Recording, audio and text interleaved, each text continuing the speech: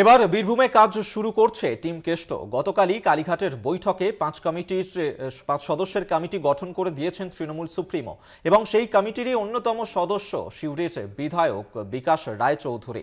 আগামী 30শে জানুয়ারি রামপুরহাট নেতৃত্বকে নিয়ে বৈঠকে ডাক দেওয়া হয়েছে এবং সেই বিকাশ রায়চৌধুরীর সঙ্গেই কথা বলেছিলেন আমাদের প্রতিনিধি মনা বীরবংশী। কি জানিয়েছেন তিনি মুখোমুখি হয়ে শোনাব। দলনেত্রী তৃণমূল সুপ্রিমো মমতা বন্দ্যোপাধ্যায় তিনি বীরভূম জেলায় 5 সদস্যের কোর কমিটি গঠন করে দিয়েছে। সেই 5 জনের অন্যতম সিউড়ির তৃণমূল বিধায়ক বিকাশ রায়চৌধুরী। সেই বিকাশ দা আমাদের সঙ্গে রয়েছেন, কথা বলবো। আগের যে কোর কমিটি সেটা ভেঙে দিয়েছেন, কি বলবেন? দিদি যে সিদ্ধান্ত নিয়েছে আমরা সবাই সেটা মাথা পেতে নিয়েছি। কোর কমিটিটা 9 জনের ছিল, কিন্তু সেখানে আমরা সবাইকে সবসময় পেতাম না। এবং এখানে আমাদের সুবিধা হচ্ছে এই 5 জনের কমিটি দিদি করেছেন। যেমন কালকে আমাদের মিটিংয়ের পরেই আমরা কিন্তু সঙ্গে সঙ্গেই কালকে কলকাতাতে আমরা 5 জনই বসেছিলাম এবং আমরা আগামী 30 তারিখ আমরা আমাদের যাত্রা শুরু করছি। রামপুরহাট সাব ডিভিশনকে নিয়ে আমরা বসছি এবং যেখানে যেখানে আমাদের কোনো জায়গায় যদি কোনো ঘাটতি থাকে সেই জায়গায় নেতৃত্বকে নিয়ে আমরা সেখানে কোর কমিটি করব। সেখানে আরও যারা পুরনো দিনের কর্মী যে কোনো কারণে তারা ঘরে বসেছিল, এরকম কিছু কিছু তো মানুষ থাকতে পারে, তাদেরকে আজকে নিয়ে এসে দলের আবার এই বিভিন্ন কর্মসূচিতে তাদেরকে সামিল করব। সুতরাং সবাই মিলে আমরা ঝাঁপিয়ে পড়ব।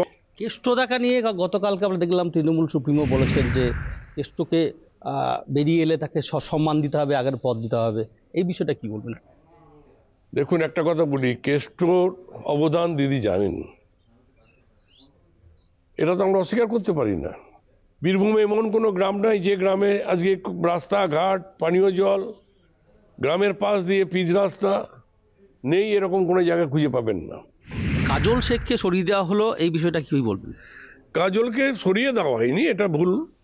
কাজলকে বলা হয়েছে, দিদি যেটা নির্দেশ দিয়েছেন, তুমি আরো মনোসংযোগ দাও জেলা পরিষদকে পরিচালনা করার ক্ষেত্রে। তাকে তো দুটো দায়িত্ব দিয়েছে দিদি, নানুর ব্লক দেখার জন্য আর কেতুগ্রাম দেখার জন্য। এবছর প্রথম বিশ্বভারতীর ইতিহাসে রাজ্য সরকার পরিচালনা করেছে আমরা দেখেছি, কিন্তু এই মেলায় যে বৈঠক বোলপুর মহকুমা শাসকের দপ্তরে, সেখানে কাজল শেখ সেই বৈঠক সে কার্যত ত্যাগ করেছিল, বেরিয়ে এসেছিল একটা দলের বা প্রশাসনিক বিভাগের একটা আভ্যন্তরীণ মনোমালিন্যের জন্য। এই বিষয়টা ঠিক কি হয়েছিল এবং কি বলবেন বিষয়টা নিয়ে? এটা ভুল বোঝাবুঝির মধ্যে নিশ্চয়ই হয়েছে, তবে দিদি সেটা নিশ্চয়ই ভালো চোখে দেখেননি। খেলা হবে, তাহলে কি খেলা শুরু হয়ে গেল?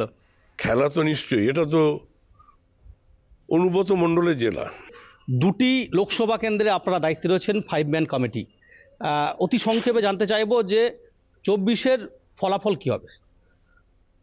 24-এ ফলাফল পরিষ্কার ভাষায় একটাই বলি, বীরভূমের 2টো সিট, সিউড়ি মানে এটা বীরভূম সিট আর হচ্ছে বোলপুর সিট, দেখে নেবেন। বিরোধীদের সেখানে কোনো জায়গা থাকবে কিনা সন্দেহ আছে, এই কারণে মানুষ ওদেরকে বিশ্বাস করে না। আমরা কথা বলছিলাম বিকাশ রায়চৌধুরীর সাথে। আরও দায়িত্ব টিম অনুব্রত মণ্ডলের বাড়ল, এমনটাই কিন্তু বিকাশবাবু দিনের আলোর মতো পরিষ্কার করে দিলেন। বীরভূম থেকে মনা বীরবংশী, কলকাতা টিভি।